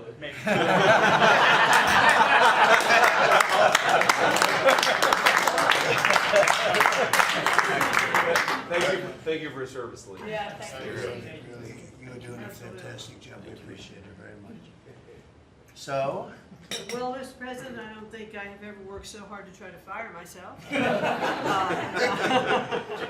We're certainly making great strides in that. We've reduced the folks over at the Department of Education by about 50% now through our RIF program, and so we've closed a lot of the district offices, consolidated, so there are a lot fewer people working a lot more efficiently in the Department of Education. The commissioners of education in every state, and I was at a meeting with them not too long ago for not only our states but our territories. They are thrilled with the opportunity now to be able to have more control over the education in their states, to get rid of a lot of the red tape and regulation that's kept them from doing what they're doing. So we're seeing, I think, great improvements. We'll see test scores, I believe. It'll take a bit for them to be able to go up, but I think now that they're going to have the opportunity to put in their own programs, we'll see that grow. At the same time, we've been focused on higher education for our universities. We've returned proper enforcement of Title IX protections to schools. We have stopped funding to Columbia, for instance, and some other schools for not only Title IX but Title VI infractions. And those are moving along. I think we've brought people to the table. They know that you're serious. You meant what you said. They're going to make changes. They're making their campuses safer again. Anti-Semitism was just out of control in many of our universities. And so some tried to, in fact, Harvard is sued, and they're saying that it's, First Amendment infraction. No, this is civil rights, safety on our campuses for our young students, who are there. And with Pam's help and the task force that we formed with HHS, with GSA, with other agencies, we're going to make sure that our campuses are safe. And so there's a lot of good work going on. I think one of the biggest things, you'll be very happy to hear this, Mr. Vogt, that we are putting back into place collecting on our student loans that have been delinquent since March of 2020. Been no effort to recollect on those loans. So as of May 5th, a letter goes out that the loan recollection is beginning again. So for those people who have borrowed money and who've not been paying, that's just not to be punitive. There are many ways that they can go online to understand how they can get back into the right payment structure, because when they're in default, they can't buy a house, they can't buy a car because their credit scores are down. So it's helpful to them as well as to get this money back into the country. I mean, $60 billion of increased student loan debt since 2020. And in total, we've got almost $1.7 trillion in student debt. So we're gonna start getting it back. And Scott and his team have been incredibly helpful. We appreciate that so very, very much. And so a lot's going on in the department. And what I would really like, as I'm firing myself, I'd like for you to be known as the education president because of the best in practice systems that we want to put in every state to incorporate AI so that we are training these new entrepreneurs and business leaders in our country. We can't do it with the infrastructure we have in place today, so you have to be working on that at the same time. So we're going to be doing that. So thank you for your charge to elevate education so that we are providing for every student access to excellent education. Thank you, sir.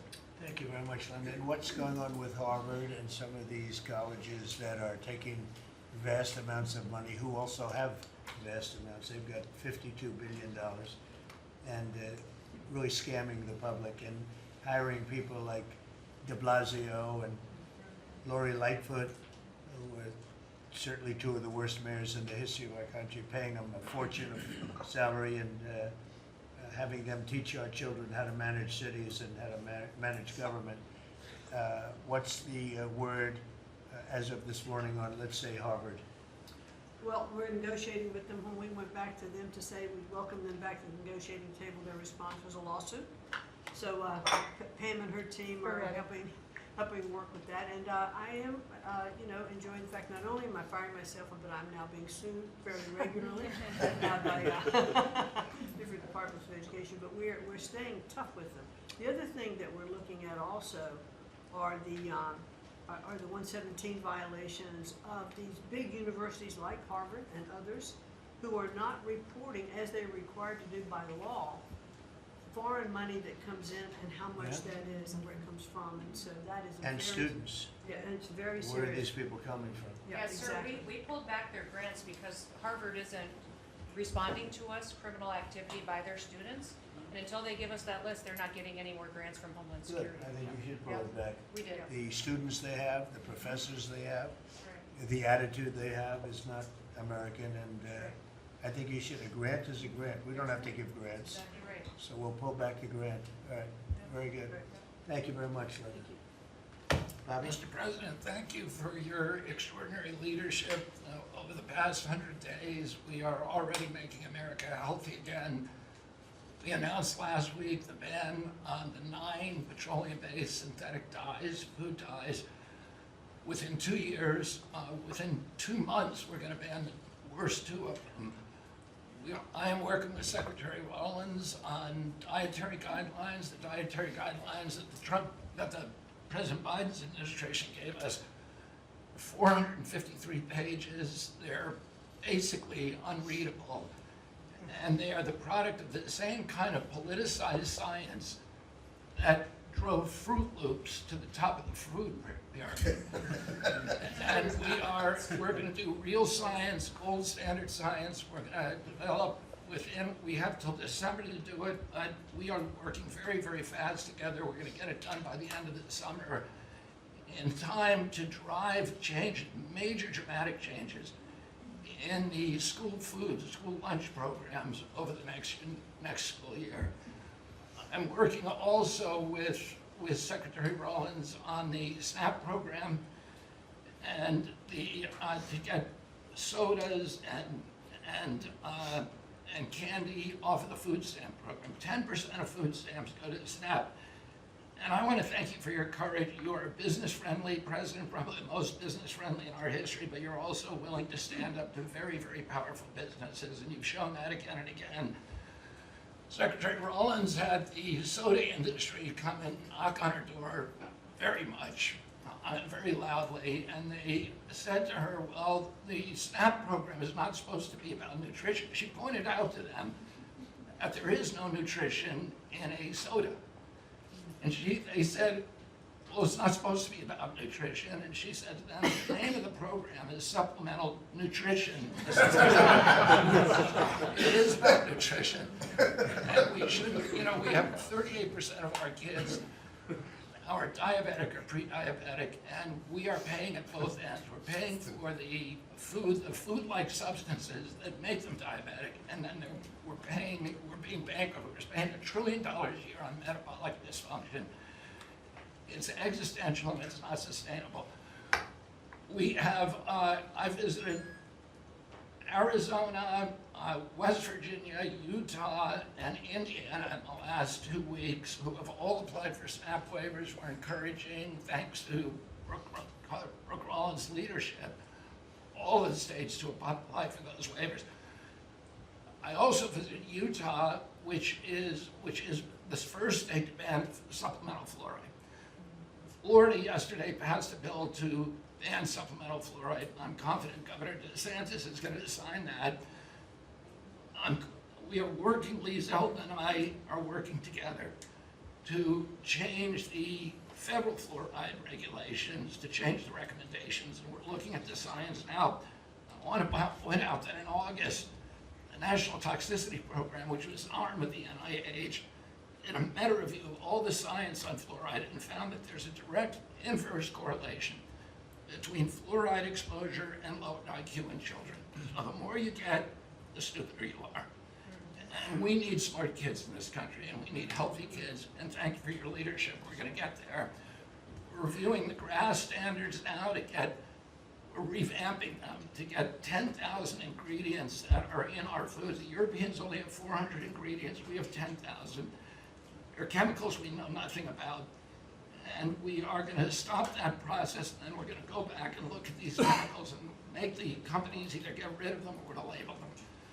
We've launched Operation Stork Speed, and we're going full speed ahead to make sure that we have good, high quality milk for children. We have launched the autism study at your direction. By September, we'll have some of the first answers. Within 6 months of that, we will have definitive answers, not only for autism, but for the etiology of a whole range of autoimmune diseases that have become epidemic in our children. We have ended HHS as the role as the vector, the principal vector in this country for child trafficking. And during the Biden administration, HHS became a collaborator in child trafficking and for sex and for slavery. And we have ended that, and we're very aggressively going out and trying to find these children, the 300,000 children that were lost by the Biden administration. And we have ended funding for gender mutilation surgeries and other kind of gender dysphoria practices, and thanks to Elon, we have saved $67 billion at our agency without compromising any of our critical programs.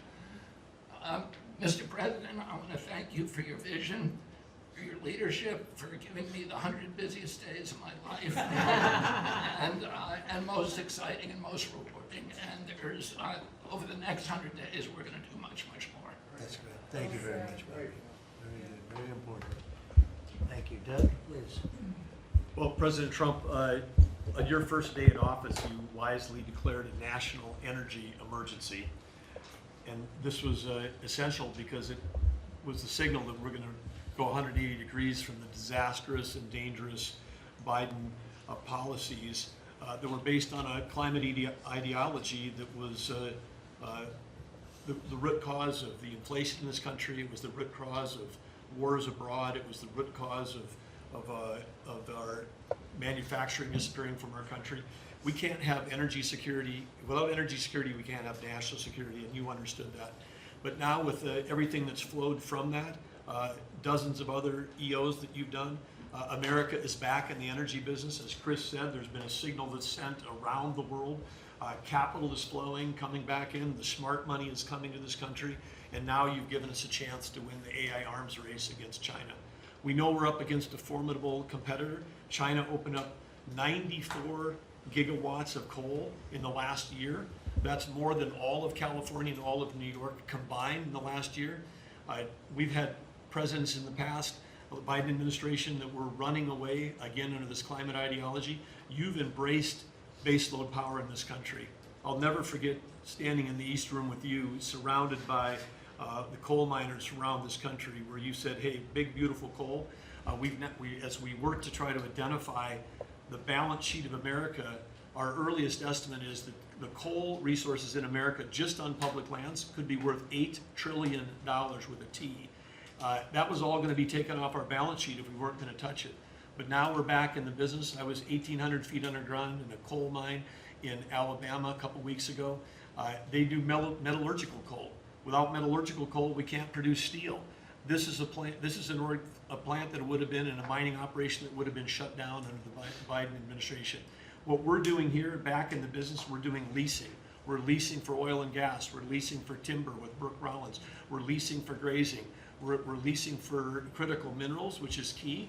And when we lease the public lands appropriately and by the law to do that, we're bringing in revenue. We're bringing in jobs. We're helping strengthen America. And so we're treating our natural resources like the American balance sheet they are. And America's resources, the 700 million acres of surface that's public, the 700 million of subsurface, the 2.5 billion offshore, all contain what we need to have self-sufficient supply chains. And so in this, we're focused deeply on critical minerals. The Biden administration put us in a real predicament right now. The whole trade team, the whole cabinet, Susie's jumping in, leadership across everybody, the National Energy Dominance Council. But of the top 20 critical and rare earth minerals that we need for defense, that we need for industry, China's controlling 85% of the refining for that. So we are running at warp speed 7 days a week to try to put ourselves back in business in that way. So, and I want to just close out by saying a couple other things. One is the border. Few people realize that 41% of the southern border is in the Department of Interior. And then we've got a few more percent that come with Brooke and with the Forest Service. But that's been a risk area. Part of the reason everyone was pouring into our country, Biden wasn't enforcing the border laws. They definitely weren't enforcing it on public lands. And so again, using tying two presidents that had a great propensity for action, Theodore Roosevelt in 1907 created what was called the Roosevelt Reservation, 60-foot strip that go from Texas all the way to the Pacific Ocean, because he was worried in some future state there might be smuggling. I don't think he was anticipating human smuggling and fentanyl trafficking, but that has been largely unused. He gave us the authority to transfer that, and so working with Christie and working with Pete, we've transferred that to the DOD. So transferring land from the other agencies like Interior to the Department of Defense, then as Pete said, they can do the detain and assist with the military. And having been down at the border multiple times in recent week, I can confirm everything Christie said. The enthusiasm, the morale of that group is exactly 100% opposite of when Christie and I were down there as governors. I had Border Patrol people say that they were multi-generational service in that law enforcement that said, my wife and I are telling our children never to go into this thing, to go into Border Patrol. People this time were saying, I got a 17-year-old, as soon as they turn 18-year-old, they're signing up. My wife is thrilled. They're going into law enforcement. They're so proud to be serving with you. Everybody I've met, whether it's in a coal mine or at the border, law enforcement, the one thing they say on those trips is, please thank President Trump from all of us, the change that you're making. And I want to say especially this became very dear when we last week renamed a U.S. Wildlife Refuge in honor of Jocelyn Nungare. Jocelyn Nungare, of course, lost her life tragically to illegal Venezuelan gang members in this country in a horrific way. But her mother, Alexis, was at that ceremony. Her grandmother was there, and Jocelyn's great-grandmother was there. There are 3 other generations of that family were there. They all wanted to pass on their thank you to you too, and we've secured her name forever as a sanctuary, and really is saying that every child, every 12-year-old, every child in America should be safe in their own communities, and you've dedicated a beautiful piece on the coast in honor of her. So, President Trump, in your first term, when I had a chance to work with you as governor, you were courageous. The thing that's empowering this amazing group of people around this table, and you've probably assembled the greatest cabinet ever, is that this time you're not just courageous, you're actually fearless. And it's your fearlessness to take on the issues that other presidents would not touch, whether it's the work that we're doing with successfully streamlining and right-sizing government, or whether it's taking on the issues at the border, or whether it's embracing the power we need to win the aliens race. You're fearlessly doing that, and that creates it just all of us can sprint because you're running ahead. So thank you. Thank you, Doug, and you are doing a great job. And with Chris, that's a pretty much unbeatable combination after 10 years. So thank you both very much. Thank you, Doug. It's great. Marco? Well, it's not easy to go last after all these reports that have come here. First of all, Mr. So it better be good, and I'll be short as well. A couple things, Mr. President. I think you deserve a lot of credit for two things. The first is assembling this great team of people. Some of whom I've known for a long time, others who I've gotten to know during this period of time, but putting together a team, not just of talented individuals, but that work well together.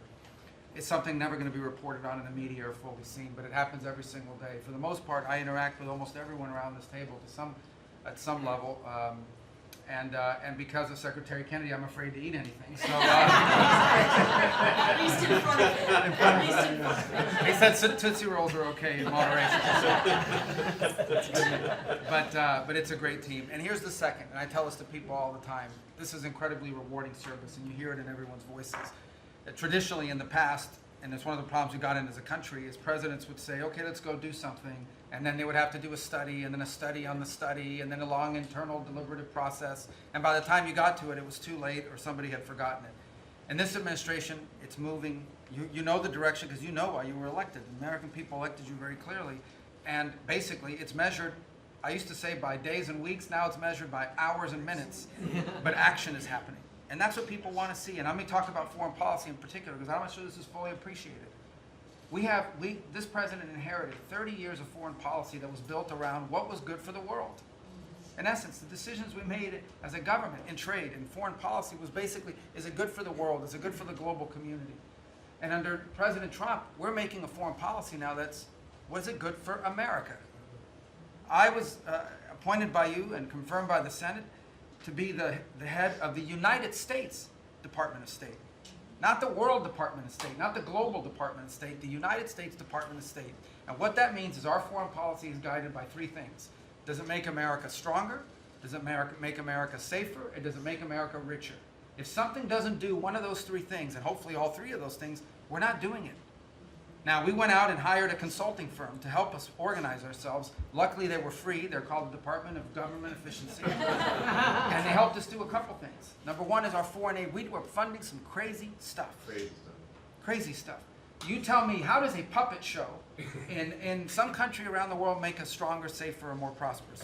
So we got rid of puppet shows and a bunch of other things. I'm sure there were very good puppet shows. And I'm sure that a bunch of charities in the world can go pay for it, but the American taxpayer should not. We've also, by the way, Mr. President, under your direction, reorganized the Department of State. We had offices within offices within offices that didn't even know they existed themselves, not to mention the rest of them. And so we've begun to reorganize that as a way to be able to empower our embassies and our ambassadors and our regional bureaus to do what many of them signed up to do. And we have a great team of ambassadors you've appointed. They're coming online every single day. Very talented people that are involved. Something else we got out of the business of, wasn't widely reported, or maybe it was. We had an office in the Department of State whose job it was to censor Americans. And by the way, I'm not going to say who it is. I'll leave it up to them. There's at least one person at this table today who had a dossier in that building of social media posts to identify them as purveyors of disinformation. We have these dossiers. We are going to be turning those over to these individuals. Was it me or Elon? We can follow up with the media story. Well, we are going to turn over these dossiers to the individuals, and they'll decide whether they want to disclose it or not. But just think about the Department of State of the United States had set up an office to monitor the social media posts and commentary of American citizens to identify them as vectors of disinformation. When we know that the best way to combat disinformation is freedom of speech and transparency. And so that's what we're going to be in the business of doing. We're not going to have an office that does that. Beyond that, Mr. President, and this I'll move quickly because this has been a team effort, we have gone to countries all over the world and said, hey, you want good relations with the United States, you need to take back your people that are here illegally. And we've had historic cooperation. Beyond that, and I say this unapologetically, we are actively searching for other countries to take people from third countries. So we are active, not just El Salvador, we are working with other countries to say, we want to send you some of the most despicable human beings to your countries. Will you do that as a favor to us? And the further away from America, the better, so they can't come back across the border. I'm not apologetic about it. We are doing that. The president was elected to keep America safe and to get rid of a bunch of perverts and pedophiles and child rapists out of our country. Here's something else we've done. We stopped giving student visas to people who are coming here to burn down our universities and take over libraries and harass people. Why are we giving student visas to people who are coming here to create disruption? And we've taken away the student visas of people that are come here to do that. It's simple. If you're coming to America to start riots, we're going to take away your student visa. And by the way, every country in the world that I've traveled, 14 countries in 14 weeks, you know what they all say to me? Yes, that's what we would do too. So the only people who seem to disagree with us are a handful of federal judges and a bunch of crazy people who get paid to write and report. So anyway, we're getting rid of that. The last, but now here's some good news. You know, we're going to have the World Cup, the FIFA World Cup, the FIFA Club Cup, and then we're going to have the Olympics. So we have to have a Consular Affairs Bureau. We have very good, talented people there, but we are going to infuse technology, again, working with our consultants, to be able to, millions of people are coming into this country for this. And, but we've done it to improve customer service. So some of us who served in Congress recognize that about a year and a half ago, we had a meltdown under Biden. You couldn't get a passport. You got people calling, I have a cruise on Friday, my passport expires. In the month of March, we processed 2.78 million Americans, their passports. That is the historic, it's the largest single month processing of passports ever, and we think it's a good way to build the momentum to be able to do the visas. Two last points I want to make. We have a great team that you've built. I want to especially acknowledge Steve Woodcock. This is a person that doesn't have to be doing what he's doing. He has a very good life in Miami, my hometown as well. He has worked incredibly hard, has done it without any agenda, and we need to acknowledge him. I want to acknowledge Mr. Boulos as well, who did something really great last week. They told us this war between the Democratic Republic of Congo and Rwanda is intractable. It can never happen. It will never happen. I sent Mr. Boulos, your envoy. A week later, I look on my schedule, the signing of a declaration of peace between the Democratic Republic of Congo and Rwanda. We signed it at the State Department last week. We hope it will lead now to a lasting, permanent peace that we hope to invite them back to Washington to sign. So two great, and we have a lot of good people working on our teams as well, but these are two great people. Mike Waltz alluded to this earlier, and this is the last point. In the first 100 days of the 47th presidency, 47 wrongfully detained Americans have been returned to the United States, thanks to your leadership and the diplomacy that was exercised to make that happen. 47 for the 47th president in the first 100 days, and that's all credit to you, Mr. President. Thank you for the honor to be able to serve alongside you, for you, and alongside all these excellent people. Thank you very much, Marco. Really great job.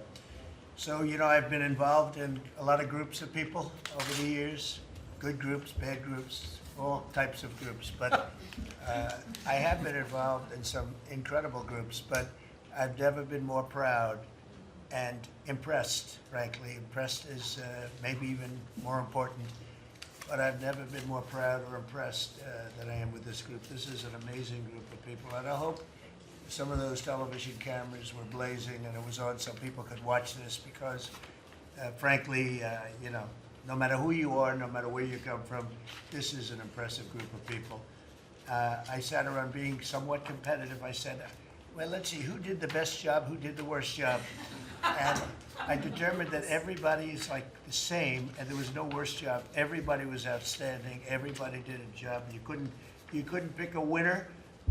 The only thing you can say is nobody did a bad job or even a fair job. You're outstanding. And so I want to just congratulate you all. This is really something. And, you know, we have a job to do. We've done a lot of work in this 100 days. We've established things that are going to start taking place in the next 100 days. I want to see what it's going to be like.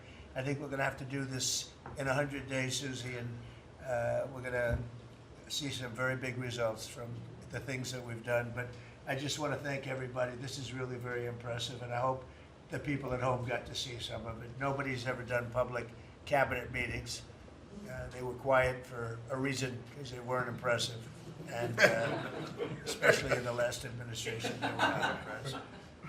But I just want to say that we're very proud of you, and I am in particular. Thank you all very much. Great job, and I think we're going to have some tremendous success for our country. And I don't know, it doesn't seem like a time to be asking questions. That was so impressive, that to be taking questions, why did you do this? Why did you do that? Yeah, it just doesn't seem to be appropriate. I guess we probably have to take a couple because that was the purpose. But if you'd like to ask some, I think they should be very respectful questions at this point. This was an amazing meeting. And so if you'd like to ask a couple, if you'd like to pinpoint them to some of the secretaries, et cetera, Yes. would be fine, Mr. yes. President, Secretary Rubio, can I ask you a question? You brought up El Salvador in your remarks. Have you been in touch with El Salvador about returning Abrego Garcia? Has a formal request from this administration been made? Well, I would never tell you that. And you know who else I'll never tell? A judge. Because the conduct of our foreign policy belongs to the President of the United States and the executive branch, not some judge. So we will conduct foreign policy appropriately if we need to, but I'll never discuss it. And no one will ever make us discuss it because that's how foreign policy works. Mr. President, yesterday you told ABC News, Mr. President, you told ABC News yesterday that you could get Abrego Garcia back if you wanted to. Do you think President Bukele would turn you down if you made that request? I really don't know. I know that he's been a great friend of our country. He's gotten a lot less money than this would take from us if we were going to build these jails and do what he's doing. And they run a very professional operation. I don't know. I haven't spoken to him. I really leave that to the lawyers, and I take my advice from Pam and everybody that is very much involved. They know the laws, and we follow the laws exactly. Mr. President, Yeah, the please. transition, sir. You frequently took credit for the stock market highs. You said it was a reflection of how well you were doing in the polls, and then after you were elected, you said the stock market highs were a reflection of how well the transition's going and the American people's confidence in your incoming administration. Now, the stock market's not doing so well, and you're saying that's the Biden stock market, yet you are the president. Can you explain that? Yeah, I'm not taking credit or discredit for the stock market. I'm just saying that we inherited a mess, both at the borders. You could look at every single one of the people here, and no matter who it is, they're doing better, and they are far superior to what took place for 4 years before us. When you look at prisoners being allowed to come into our country at will, just at will, people from mental institutions, gang members, drug dealers, when you look at that, what they've done to our country, and also having to do with finance, look at what happened with inflation. We had the worst inflation probably in the history of our country. They say 48 years, but I would say in the history of our country, it ate away at people. And even though you saw a stock market going up somewhat, because in my case, I had the biggest stock market increase, 88% in the last term, in my last term. But I don't view the stock market as the end all. It's an indicator. But what the stock market really tells you, and when you look at the stock market in this case, is it says how bad a situation we inherited. This was a quarter that we looked at today, and we took all of us together. We came in on January 20th. So this is Biden, and you could even say the next quarter is sort of Biden, because it doesn't just happen on a daily or an hourly basis. But we're turning it around. It's a big ship to turn around, and we're going to have the greatest country financially in the history of the world, I believe. I think we're going to do things and we had to do it. We reset the table. We were being ripped off by every single country, with just about without exception. I'd have to really think hard for who hasn't taken advantage. And I don't even blame those countries. I blame the person that was sitting right here where I am for allowing it to happen, where our country was ripped off on trade, hundreds of billions of dollars, and now we're doing better than we've done in a long time. You know, we were losing $4 to $5 to even $6 billion a day on trade with Biden. And now we have it down to a very manageable number, and the tariffs, for the most part, haven't even kicked in yet. So that's the way. Stock markets, to me, are an indication, but the big indication is what's happening, and the people around the table know what's happening. Yes. The Ukraine minerals deal is set to be signed in 24 hours or What's so. it? Is it true that the Ukraine minerals deal is about to be signed in the next 24 hours or so? There's some reports saying that. And if it's true, has the deal changed at all from the last time we heard about it? Well, I'll ask Scott to answer the question because he's responsible for it. Yeah, our side's ready to sign. The Ukrainians decided last night to make some last-minute changes. We're sure that they will reconsider that, and we are ready to sign this afternoon if they are. Can you talk about those last-minute changes? What was removed or put in its place? Nothing's been removed. It's the same agreement that we agreed to on the weekend. No changes on our side. Just to put that in perspective, though, when I came here, I said, how much money have we given to Ukraine? The real number is about $350 billion. It's unthinkable. And we had no security, we had no nothing. We were just pouring money there, unsecured money, putting it in banks, and anybody could have taken it out. You know, anybody over there, it was their decision. I've never seen anything like it. Europe, on the other hand, which is obviously that whole situation is much more important to Europe because we have an ocean in between. But Europe gave about $100 billion. It's a lot of money. It's a big sacrifice they made also. But they gave much less than we did. And their money is secured, totally secured, by deposits in banks. The deposits are largely Russian deposits. That's what Europe did, but their money is secured. So they gave $100 billion totally secured. We gave money like it's throwing it out the window. And it was done by Biden, and this is Biden's war. This isn't Trump's war. I'm trying to get out. And more than the money, they're losing about 5,000 young Russian and Ukrainian soldiers a week, mostly. There's some people also being killed in towns where missiles should not have been shot, small cities and towns. But we are trying to save the lives of about 5,000 young, mostly soldiers, that are losing their lives a week. I see satellite photos, probably off one of his satellites, come to think of it. But I see satellite photos every week of fields with arms and heads and legs scattered all over. It's a violent, violent, horrible situation. And more important than the money, I want to save the lives of people from other countries that are dying so stupidly, so needlessly, and they're dying. But I said, what are we doing? How did we get into this war? It would have never happened if I were president. Everybody knows, and it didn't happen for 4 years. Wasn't even thought of. I discussed it with President Putin a lot. Ukraine was the apple of his eye, but there was no way he was going to do anything. Zero chance.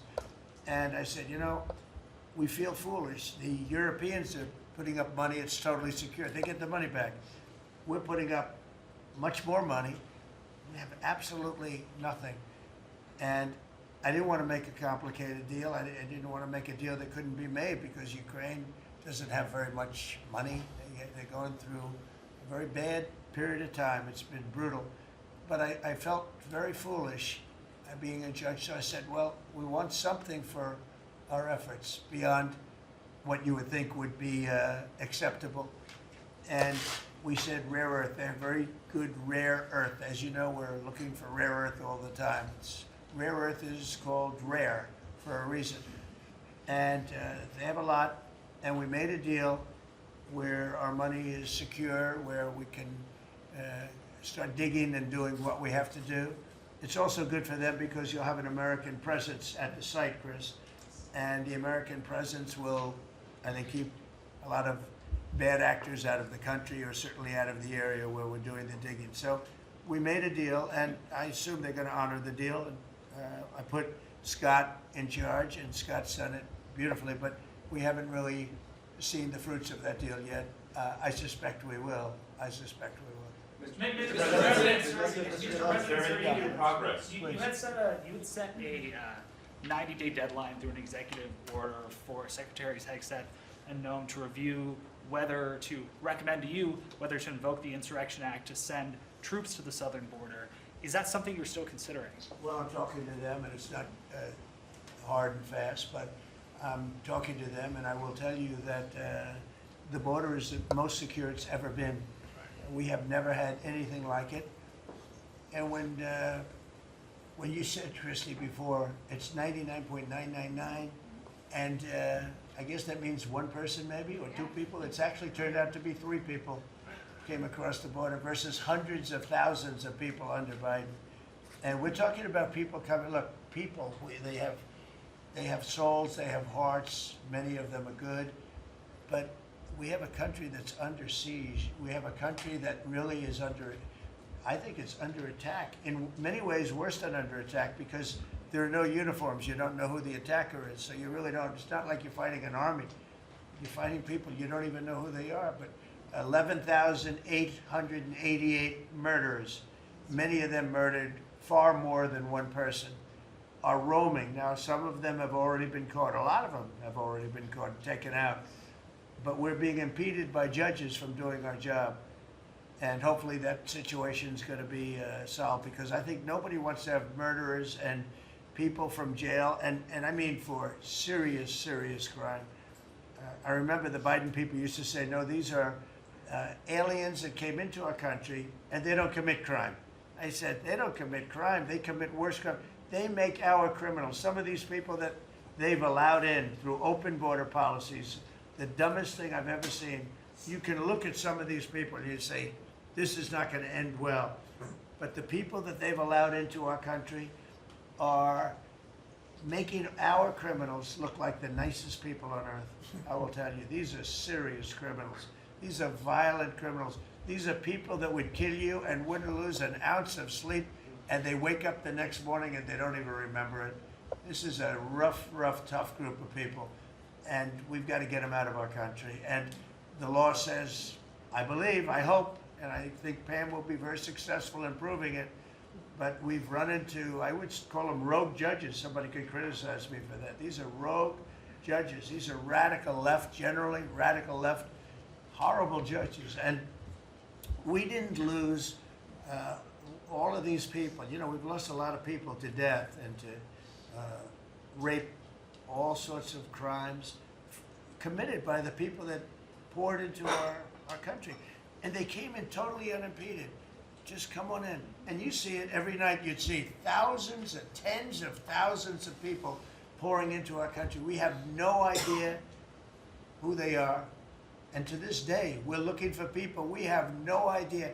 We hear that we have terrorists in our country that are so bad, they couldn't stay in any other country, but we're getting them out. And the group between Pete and Christie and Tom Holman and everybody working together, people that you would least suspect are reporting them, getting it, and the public is reporting them. The public is seeing.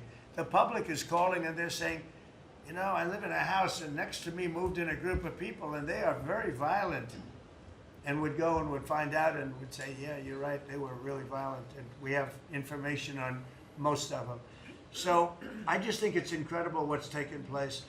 But we right now have a very, very secure border. Right now we have the most secure border in the history of our country, so I don't think we have to worry about your question too much. Mr. President, as Prime Minister of Canada ran against, not only against the Conservatives, but also against you. Yesterday, yesterday he spoke about American betrayal. Are you interested in rebuilding relations with Canada, and if so, how? No, well, I think we're going to have a great relationship. He called me up yesterday. He said, "Let's make a deal." You know, he was running for office. They both hated Trump, and it was the one that hated Trump, I think, the least that won. I actually think the conservative hated me much more than the so-called liberal. He's a pretty liberal guy. But no, I spoke to him yesterday. Couldn't have been nicer, and I congratulated him. You know, it was a very mixed signal, because it's almost even, which makes it very complicated for the country. It's a pretty tight race, but he's a very nice gentleman, and he's going to come to the White House very shortly, within the next week or less. Mr. President, when will you speak to President Xi of China? When will you That'll speak to him? happen. I mean, look, right now, and I told you before, they're having tremendous difficulty because their factories are not doing business. They made $1 trillion with Biden, $1 trillion, even $1.1 trillion with Biden selling us stuff. Much of it we don't need. You know, somebody said, oh, the shelves are going to be open. Well, maybe the children will have $2 instead of $30, you know? And maybe the $2 will cost a couple of bucks more than they would normally. But we're not talking about something that we have to go out of our way. They have ships that are loaded up with stuff, much of which, not all of it, but much of which we don't need. And we have to make a fair deal. We've been ripped off by every country in the world, but China, I would say, is the leading one, the leading candidate for the chief ripper offer. There has never been a country that's been ripped off more than the United States of America under some of the dumbest leadership, and it usually starts with the president. And you can go back, and I'm not just talking about Biden. It's been the worst. I mean, the trade deficits and everything else, he's been the worst. But but he had no idea what he was doing. And I think somebody ought to look at the auto pen to find out who was really running this country, because it wasn't Biden. Because nobody could agree to what he agreed to. I mean, he put our country, wait a minute, he put our country at risk, at tremendous risk, and fiscal risk, financial risk. So I think we have it very much. I really believe that the next 100 days is going to be even better than this. Look, I read an editorial yesterday from a group that normally wouldn't write a good, that this is the most consequential presidency in history, in the history of our country. This is not a particular group that would write that kind of an editorial, but they see what we're doing and what we had to do. And I believe if this group, not just me, if this group wasn't here, I think our country was going to be in, if it was lucky, just serious trouble, but a lot worse than that. I think our country could have been a total disaster. Bad things were happening with our country, and we've stemmed the tide, we've turned it around, but we're going to really turn it around over the next 3 years, 3.5 years, we're going to turn it around, and then hopefully it'll be in such great shape. That's my goal, to put it in such great condition that it can't be destroyed. Do you believe,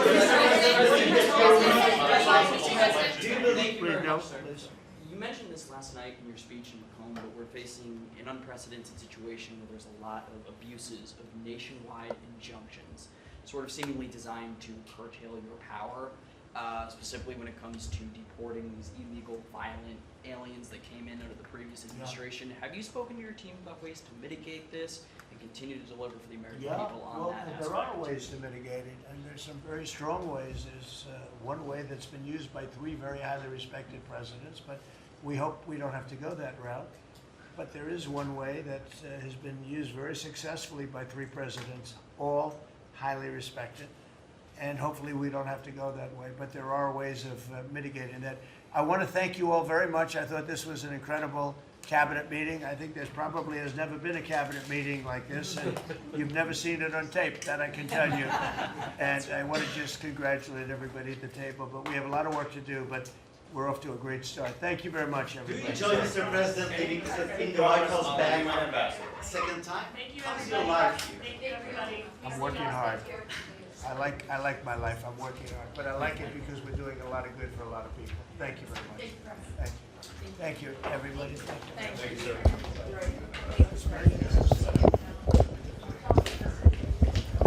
This is, sir.